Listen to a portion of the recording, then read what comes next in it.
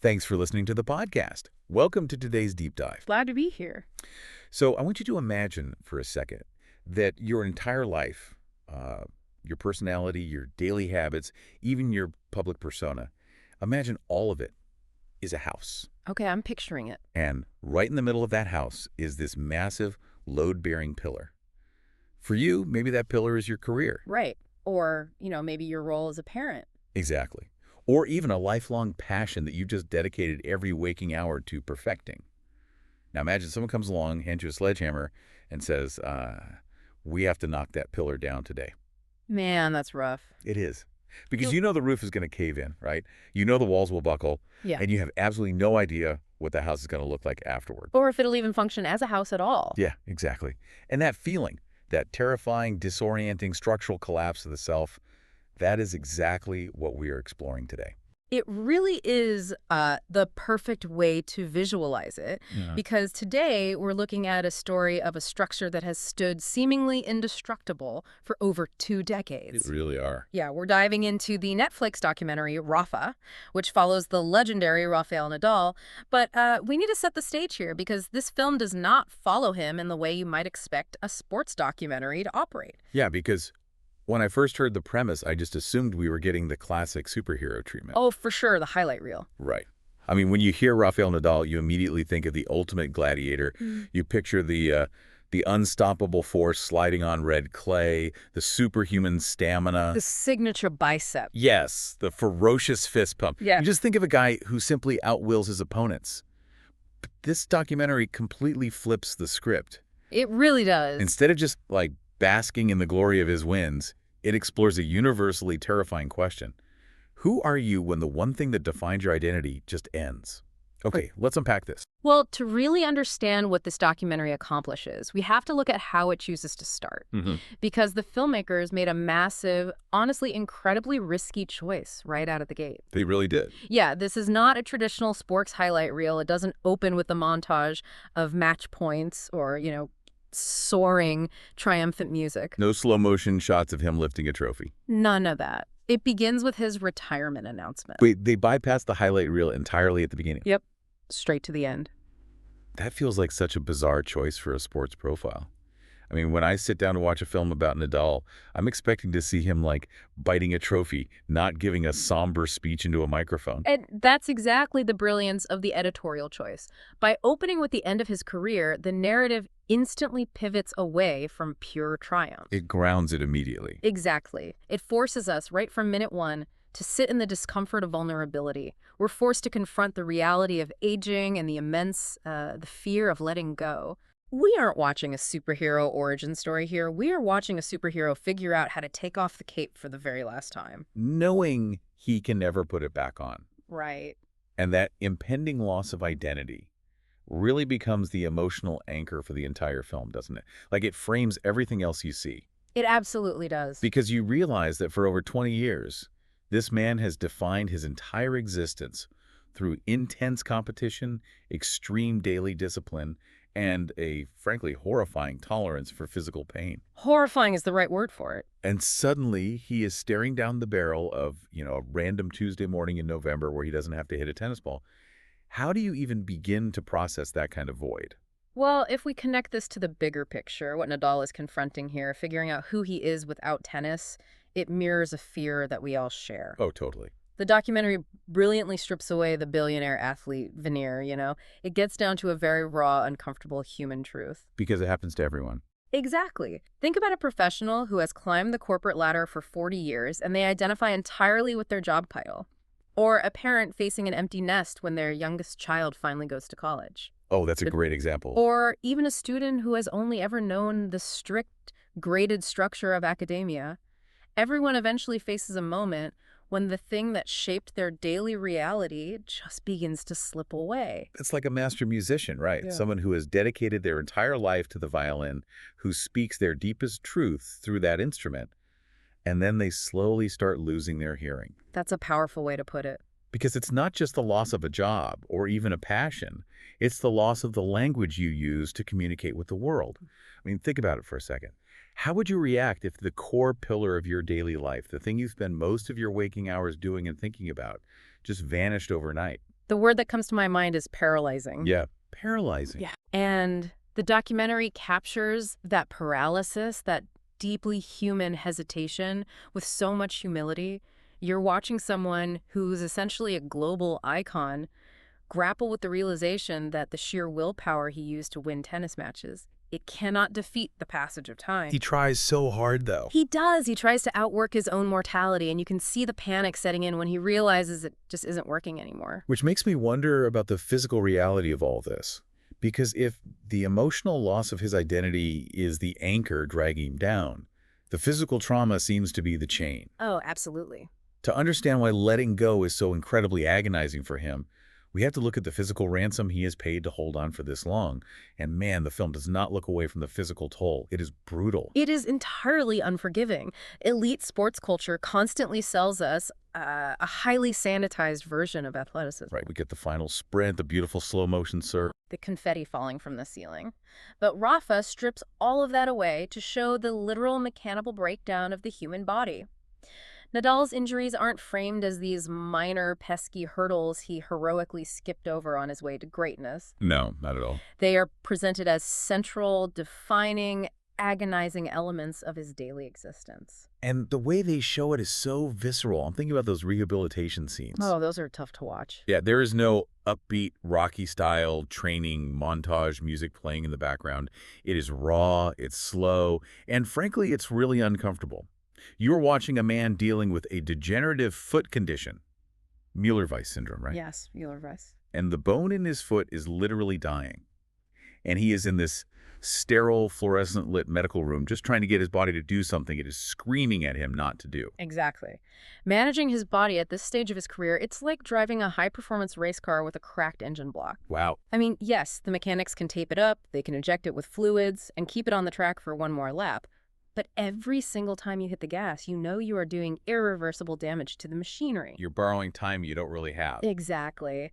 And this actually brings up a fascinating point made by fellow player Jannik Sinner in the documentary. Oh, what did Sinner have to say about Yeah. it? Because I always wonder what the younger guys on tour think when they see a legend literally limping through the locker room.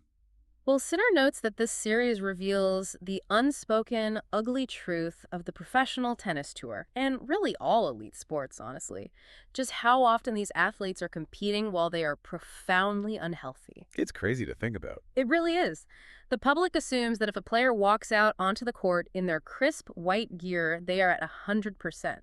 But the reality is that they are constantly managing severe pain, taking localized numbing injections, and heavily taping joints just to function at a baseline level. Just to stand out there. Right. They're playing through injuries that would put a normal person in bed for a month. I have to pause here because this makes me want to push back a little on how we, as a society, view all this. Okay, what do you mean? We completely glorify this kind of suffering, don't we? Like, we love the grind culture. We obsess over the narrative of an athlete playing through a torn ligament or a broken foot. We definitely do. It's built into the myth. Exactly. It sells shoes, it writes great headlines, it fuels that myth of the gladiator. But watching him in these quiet, agonizing moments, just hobbling out of a medical clinic, I found myself asking, at what point does enduring all this accumulated bodily damage cross a line? That's the big question. Yeah. When does it stop being a heroic display of discipline and morph into a tragic inability to just walk away and save yourself? Like, are we as fans essentially just cheering for self-destruction? That is the exact moral tension the film wants you to sit with. And it is a brilliant, highly uncomfortable question. Because the documentary highlights this terrifying paradox. Which is? The discipline required to become the greatest player in the world is the exact same discipline that makes it impossible to stop. Oh, wow. That's so true. Right.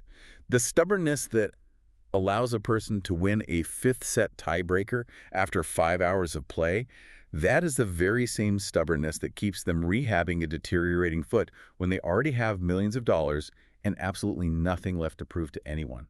So the physical body breaking down is obvious. We can see the limp, we can see the grimace.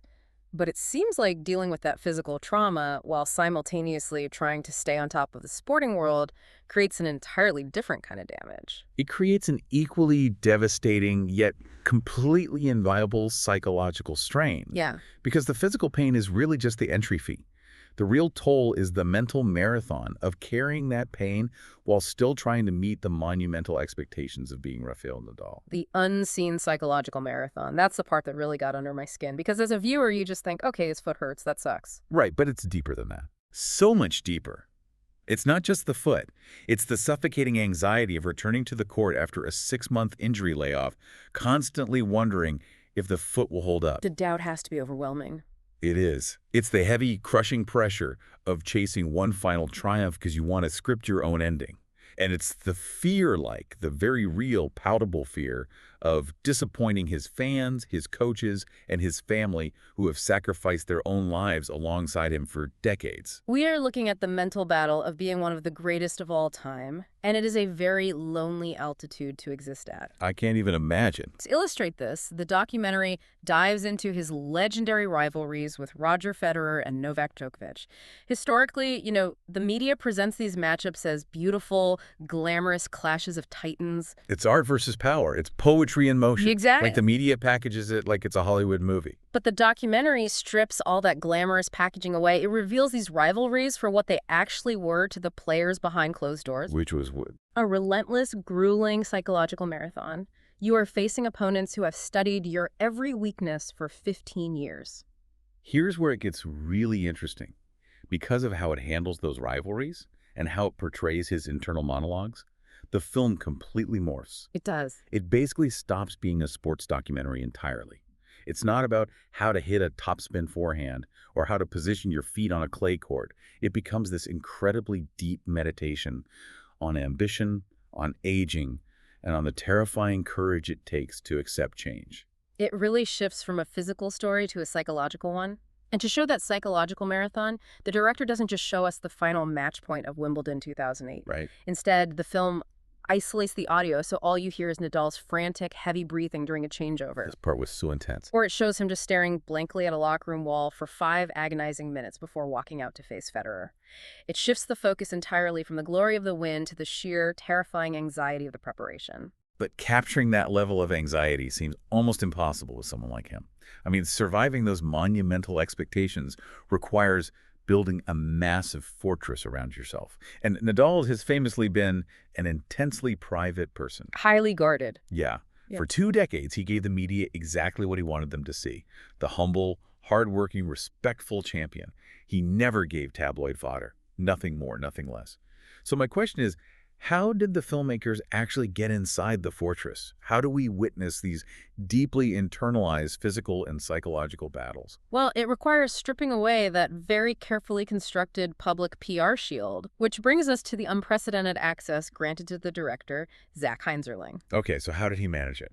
Heinzerling recognized very early on that Nadal is not the kind of guy who's going to sit on a velvet couch and give you a 2-hour poetic monologue about his deepest feelings and insecurities. Yeah, that doesn't sound like him at all. Right. He's an intensely guarded person who reveals himself through his actions, his routines, and his silences, not his words. So if he isn't talking, how does Heinzerling actually build a narrative out of that? Does he just follow him around with a camera and hope something happens? Essentially, yes, but with incredible intentionality. That realization changes the entire style of the filmmaking. It had to be strictly observational. Ah, I see. The camera work is incredibly patient, almost a fly-on-the-wall approach, which makes it feel highly intimate. The pacing of the documentary itself actually mirrors Nadal's emotional journey. It isn't frantic, it's slow, it's highly reflective, and it carries this quiet, simmering intensity. That makes so much sense. You aren't being told how he feels by a narrator. You are forced to figure it out by watching his face. Exactly. Like that scene where he sits in a completely silent, sterile doctor's office waiting for scan results on his foot. The tension is unbearable, and nobody says a word. You just see his daily routines, the mundane reality of his life, his quiet, hushed conversations with his coaches in hotel rooms. And those moments are where the real story lives. The access isn't about getting him to confess his secrets. It's about being present for the moments where the mask slips. The moments with his wife are exactly what you're talking about. Oh, yes. You really see these subtle layers of guardedness that he wears for the public, and then these sudden, beautiful drops in a complete vulnerability when he's just with his family. It's a striking contrast. It really is. You see him navigating the absolute complexities of being a regular person, a husband, an expectant father trying to figure out how to hold a baby, not just a champion holding a trophy. It's the golden rule of filmmaking, right? Showing, not telling, in its purest form. And what's fascinating here is how seamlessly the documentary blends those quiet, vulnerable present-day moments with the archival footage of his epic milestones. Oh, the editing is fantastic. Heinz Erling uses contrast brilliantly. He will take you from a silent, tense car ride in the present day, where Nadal is visibly wincing, just shifting his weight in the seat. Just from sitting down. Right. And then he cuts straight into the roaring, deafening footage of his past achievements.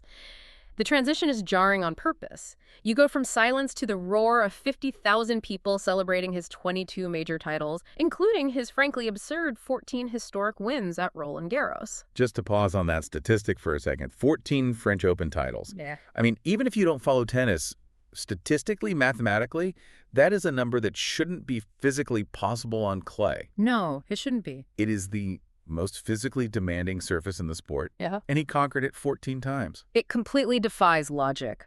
But by juxtaposing those massive historical triumphs with his current physical frailty, the milestones aren't just presented as a cold list of achievements you'd read on a Wikipedia page. They carry weight now. Exactly. Right. They're presented as chapters in a story shaped by immense, almost incomprehensible sacrifice. I see what you mean. Like, you see the gleaming silver trophy being lifted in 2012, and then the film immediately cuts back to the present, and you see the permanent limp it cost him to get that trophy. Yes. It connects the action of the past directly to the consequence of the present. Precisely. It makes the past look incredibly loud, fast, and invincible, and it makes the present look incredibly quiet, slow, and fragile. That's a great way to put it. And in that quietness, the documentary manages to highlight his humanity. His humility, his kindness to his team, and his genuine fear of the future really shine through. It humanizes a figure that we, as a global audience, have basically been trained by the media to view as superhuman. It systematically dismantles the myth and leaves you with the man underneath. And honestly, the man underneath is much more compelling than the myth ever was. And that is the ultimate achievement of the film. It isn't a story about how to hit a tennis ball, it's a story about how to be a human being when the applause stops. So what does this all mean? Like, if we take all of this, the grueling, bone-crushing physical toll, the psychological weight of those endless rivalries, the quiet moments of doubt in medical waiting rooms, and the terrifying prospect of losing your core identity, what is the actual takeaway for you and me, the people listening to this right now? That's the crucial question. I think Rafa ultimately proves that true greatness isn't defined by the sheer number of silver cups you have sitting on a shelf or the records you hold. True greatness is defined by character. I agree completely. It is defined by endurance, and not just physical endurance, but the emotional honesty to look at yourself and say, I am hurting, my foundation is cracking, and I have absolutely no idea what comes next. I think that is incredibly well said. The documentary shows us that even the most seemingly superhuman, indestructible people on the planet struggle profoundly with the exact same fears that we do. Yeah, they really do. It is a masterclass in accepting the end of an era with grace. It teaches us that letting go, whether it's retiring from a sport, changing careers, or watching your kids leave home, is an active, courageous choice, not just a passive surrender to time. It really reframes the idea of an ending. It shows that endings, even when they are forced upon us by our bodies or our circumstances, even when they are incredibly painful to endure, can be deeply beautiful if we face them honestly. Beautifully put. Which brings me to a final thought for you to mull over as you go about the rest of your day. Think about your own life. Think about that load-bearing pillar we talked about at the beginning. The one holding up the house. Exactly. Yeah. If the primary label you use to identify yourself, your career, your main passion, your specific role in your family, if that pillar was suddenly knocked down and entirely stripped away tomorrow morning, who is the person left standing in the rubble? And more importantly, are you spending enough time right now nurturing that underlying person rather than just polishing the title you hold? Because eventually, for all of us, the house has to change. The pillar always comes down. We just have to make sure we know who we are when the dust finally settles.